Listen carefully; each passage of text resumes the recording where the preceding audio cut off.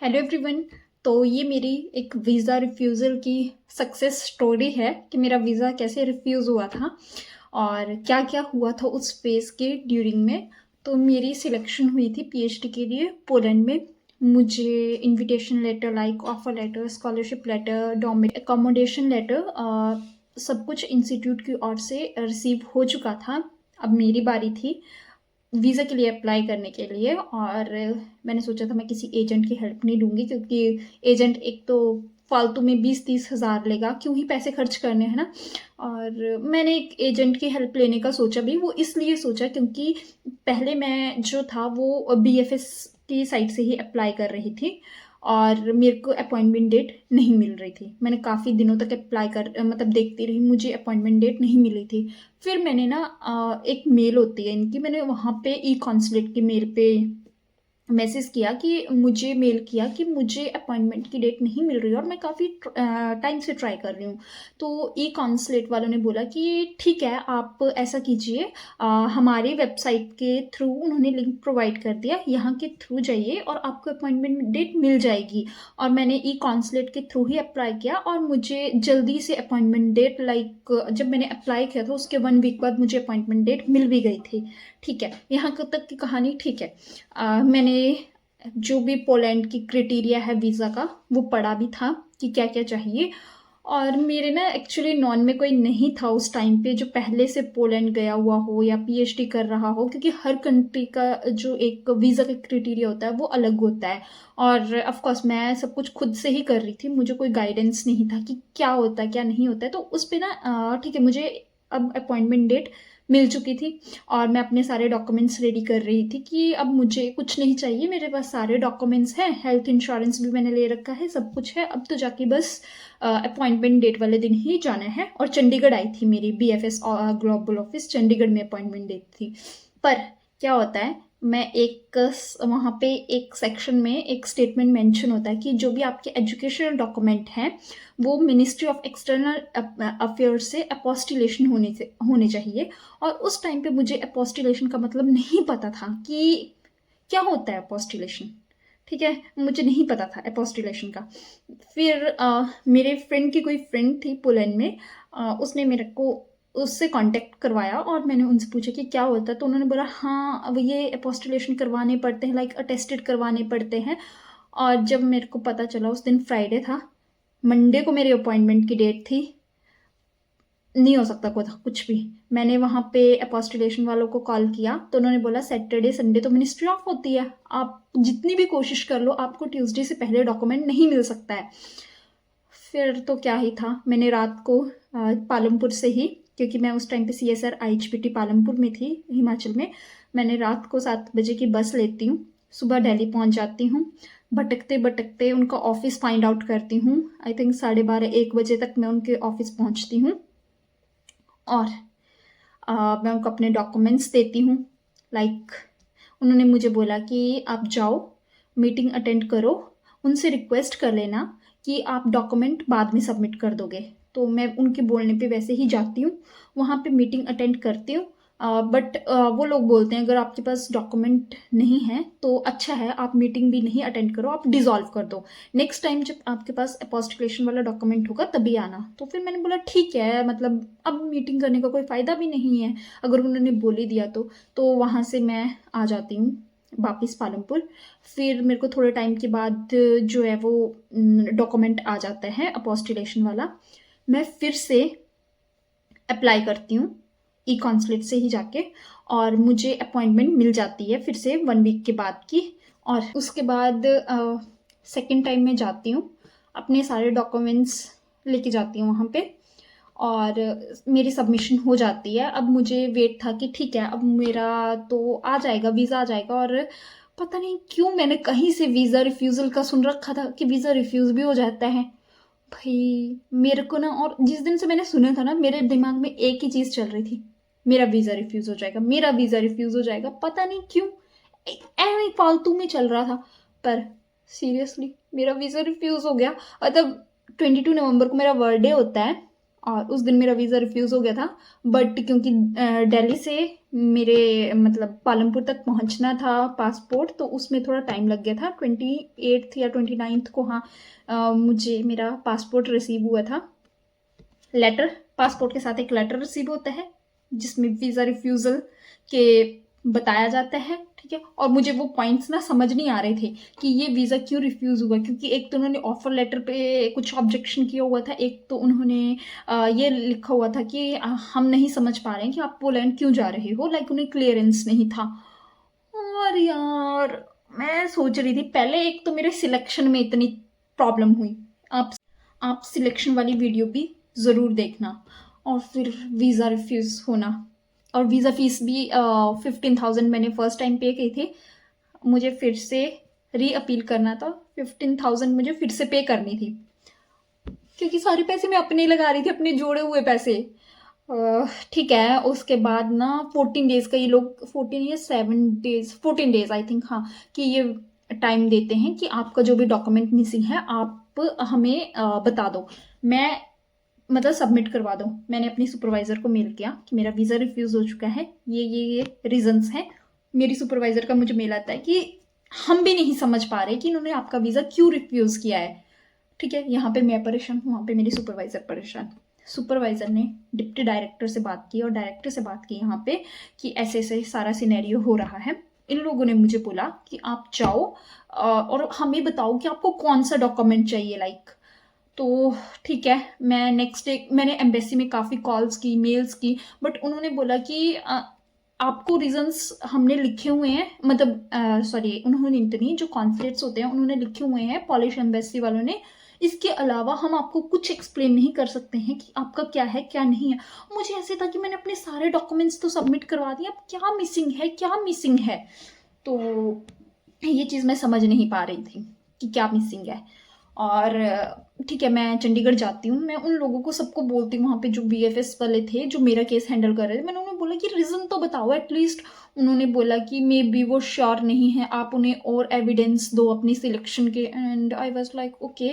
तो ये बात चंडीगढ़ वालों को भी क्लियर नहीं थी कि एम्बेसी वालों ने क्यों रिजेक्ट किया है, ठीक है। मैं जाती हूँ उसके बाद वापस, तो मैं अपनी सुपरवाइज़र को मैसेज करती हूँ कि, और उस दिन जब मैं चंडीगढ़ आई थी तो आई थिंक वेडनेसडे था, ठीक है। मैं शाम को अपनी सुपरवाइज़र को मैसेज करती हूँ कि ये इशू आ रहा है, आपकी ओर से थोड़े से और डॉक्यूमेंट्स चाहिए मुझे। तो उन्होंने बोला कि ठीक है, हम डॉक्यूमेंट्स देते हैं। उन्होंने डिप्टी डायरेक्टर से यहाँ बात की और उन्होंने बोला कि हमें एक दिन लाइक लगेगा डॉक्यूमेंट बनाने में। मैंने बोला इट्स ओके। मेरी सुपरवाइज़र और मेरे इंस्टीट्यूट वाले मेरे साथ उन 2-3 दिनों में इतने ज़्यादा टच में थे। उन्होंने बोला कि तुम्हें किसी भी टाइप का डॉक्यूमेंट की ज़रूरत पड़ेगी, हम तुम्हारे लिए 24 आवर्स हैं, तुम जाओ। और जिस दिन मैं ट्रैवलिंग कर रही थी ना वेडनेसडे को, तो मेरी डिप्टी डायरेक्टर का अर्ली मॉर्निंग मुझे मैसेज आता है कि दीक्षा कितनी देर लगेगी, कहाँ हूँ, और अगर एम्बेसी में भी जाने की ज़रूरत पड़ती है, वो लोग बोलते हैं हमारे लिए कि हमारी ओर से कुछ हेल्प की ज़रूरत है, हम तेरे लिए हैं। मुझे इतना कॉन्फिडेंस आ रहा था ना उस टाइम पे कि इंस्टीट्यूट वाले इतना सपोर्ट कर रहे हैं, मेरे इंस्टीट्यूट वाले। मैं थर्सडे को वेट करती हूँ, और थर्सडे को ना मैं 2 बजे मेल करती हूँ डिप्टी डायरेक्टर को, और मैसेज करती हूँ डायरेक्टर को कि मैं चंडीगढ़ में ही हूँ, कल फ्राइडे है, अगर मैं डॉक्यूमेंट फ्राइडे को सबमिट नहीं कर पाई तो मुझे मंडे को सबमिट करने पड़ेंगे, और 2 दिन हैं, सैटरडे संडे। तो क्योंकि हिमाचल से चंडीगढ़ का डिस्टेंस पड़ता है 6 आवर्स का, तो मैंने उन्हें बोला कि 2 दिन मैं यहाँ पे रुकी हुई हूँ, मैं यहाँ रुक के क्या करूँगी, मैं वापस घर चली जाती हूँ और उसके बाद मैं मतलब मंडे को डॉक्यूमेंट सबमिट करा दूँगी। तो उन्होंने बोला कि, मेरे इंस्टीट्यूट वालों ने बोला नहीं दीक्षा, जितनी जल्दी हो सकता है उतनी जल्दी डॉक्यूमेंट सबमिट करवाते हैं।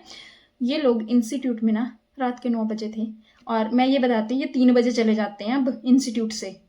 हमारे इंस्टीट्यूट वाले, क्योंकि 6:30 मेरा इंस्टीट्यूट स्टार्ट हो जाता है, टाइमिंग ये है, तो ये 3-3:30 बजे निकल जाते हैं सबके सब। उस दिन डायरेक्टर, डिप्टी डायरेक्टर, इनकी सेक्रेटरी, सब लोग इंस्टीट्यूट में रुके हुए थे। मेरे सुपरवाइज़र डॉक्यूमेंट्स बना रहे थे, क्योंकि वो साइंड डॉक्यूमेंट्स चाहिए थे डायरेक्टर से, और इन्होंने मुझे डॉक्यूमेंट्स भेजे।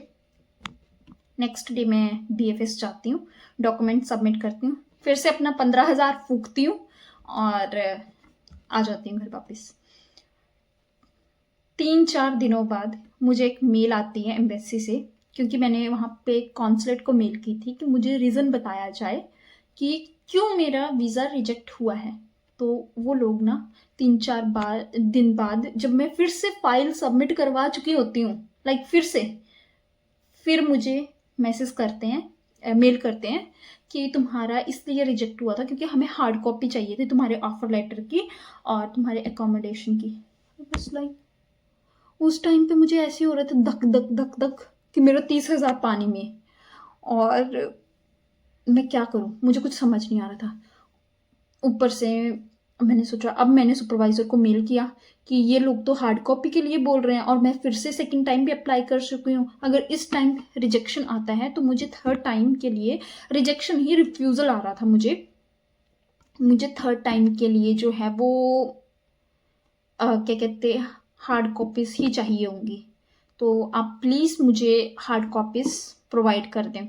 मेरी सुपरवाइज़र का मेल आता है क्योंकि यहाँ पे 15 दिसंबर से चल पड़ते हैं क्रिसमस की छुट्टियाँ। क्रिसमस हॉलीडे के कारण 15 डेज़ के लिए इंस्टीट्यूट ऑफ है और हम उस टाइम पे आपको नहीं कोई भी डॉक्यूमेंट प्रोवाइड कर सकते हैं। और इंस्टीट्यूट सिर्फ 15 डेज़ के लिए ऑफ नहीं था, 2 जनवरी से लेके 6 जनवरी तक भी इंस्टीट्यूट ऑफ था। मैंने सोचा, और मेरे दिमाग में क्या कैलकुलेशन चल रहा है, ओके अगर 6 जनवरी के बाद ये बेचते हैं तो इसका मतलब है वो जनवरी 31 तक आएगा और फिर मैं फरवरी में अप्लाई करूँगी, फिर मैं जाके मार्च में कहीं जाके पहुँचूँगी, और ऑलरेडी मेरा सेमेस्टर जो था वो अक्टूबर से ही स्टार्ट हो चुका था। इतना कुछ चल रहा था, ठीक है, इतने इंटरव्यू सब कुछ हुआ मेरा, और मुझे तो अब ना ऐसे कुछ कुछ हो ही रहा था। मैंने तो सोच लिया था कि इस बार भी है नहीं होप, मुझे रिजेक्शन की होप है मुझे। और पर जब मेरा आया ना पासपोर्ट, मैंने देखा फाइनली वीज़ा लग चुका था। इतनी खुशी हुई ना मुझे कि फाइनली इतने एफर्ट्स डाले, लाइक मैंने इंटरव्यू ही नहीं, इंटरव्यू के टाइम पे ही नहीं एफर्ट्स डाले, मैंने वीज़ा के टाइम पे भी इतने एफर्ट्स डाले थे। और सबसे इंटरेस्टिंग बात, जब भी मैं चंडीगढ़ जाती थी वीज़ा अपॉइंटमेंट के काम से, तो मैं वहाँ का CSR का गेस्ट हाउस है वहाँ पे रुकती थी, क्योंकि मैं CSR में थी प्रोजेक्ट में, तो हम लोगों को अलाउ होता है अगर आप किसी भी CSR का कोई भी गेस्ट हाउस आप वहाँ रुक सकते हो। मैं सेकेंड टाइम गई थी ना अपना वीज़ा के लिए, मैं वहाँ के वॉशरूम में लॉक हो गई। लॉक भी कैसी, वो अंदर से लॉक टूटा हुआ था। मैं वॉशरूम गई, मुंह हाथ धोया मैंने, और मैंने ऐसे करके दरवाज़ा बंद किया और वो लॉक हो गया, वो खुले ही ना। मैं क्या करूं, मैं वहां पे खिड़की थी, वहां से चिल्लाऊं कोई ना सुने, और मेरा फ़ोन भी वॉशरूम में नहीं था। मैंने सोचा अब मैं क्या ही करूं, मैं चिल्लाए जा रही हूँ, वहाँ कोई नहीं सुन रहा, कोई भी नहीं सुन रहा, क्योंकि जहाँ पे मैं थी ना वो मैं सबसे एंड वाले रूम्स में थी और रिसेप्शन सबसे स्टार्टिंग में थी, कोई सुने ही ना। अब मैं क्या करूं, हार्डली मैं वहाँ पे वॉशरूम में 25 मिनट तक थी, पर ये शुक्र था कि वहाँ पे खिड़की थी तो मेरे को थोड़ा सांस तो आ रही थी। सफोकेटेड तो मैं पूरी की पूरी हो चुकी थी। वहाँ पे फिर लोग आए, 3-4 लोग आते हैं वहाँ पे। मैंने उनको बोला कि खोलो, रूम खोलो, वॉशरूम खोलो, और वो बेचारे ना बालकनी वाला डोर ट्राई करे, मैंने वो भी बंद करके रखा हुआ, रूम का डोर भी बंद करके रखा हुआ, वो अंदर कैसे आए, उन्हें कोई अंदर आने का सोर्स ही ना मिले। देन वो खिड़की से अंदर आते हैं, खिड़की से वो पूरा तोड़ देते हैं, लॉक तोड़ते हैं, उसमें 10-15 मिनट का लगता है टाइम। फिर जाके कहीं मैं निकलती हूँ वहाँ से बाहर। नेक्स्ट डे मेरे को वहाँ के जो साइंटिस्ट थे, जो CSI गेस्ट हाउस के इंचार्ज थे, साइंटिस्ट थे, वो भी मिलते हैं। मैंने बोलती कि सर मैं लॉक हो गई थी, एंड उन्होंने बोला कि उन्होंने अपने स्टाफ को तभी के तभी बोला सारे लॉक्स चेंज करो। मुझे अच्छा लगा कि मेरी रिक्वेस्ट कंसीडर हुई। नेक्स्ट टाइम जब मैं थर्ड टाइम जाती हूँ, जब रिफ्यूज़ल का केस के लिए जाती हूँ, तब भी मैं वहीं पे स्टे करती हूँ और मेरे को सेम रूम मिलता है, पर लॉक चेंज हो चुका था। और ना जब मैं थर्ड टाइम जाती हूँ वहाँ पे सब मुझे पहचानते, ये तो वही लड़की है जो लॉक हो गई थी, ये तो वही लड़की है जो लॉक हो गई थी। I was like oh shit कि कोई फेमस होता है कैसे वॉशरूम में लॉक होने से। तो ये थी मेरी वीज़ा रिफ्यूज़ल की सक्सेस स्टोरी। और फिर तो वीज़ा आ गया, और वीज़ा आते ही मैं आ गई यहाँ पे, स्टार्ट कर दी अपनी रिसर्च की जर्नी। तो thank you for watching my video. I hope you like my video. Thank you. Bye bye.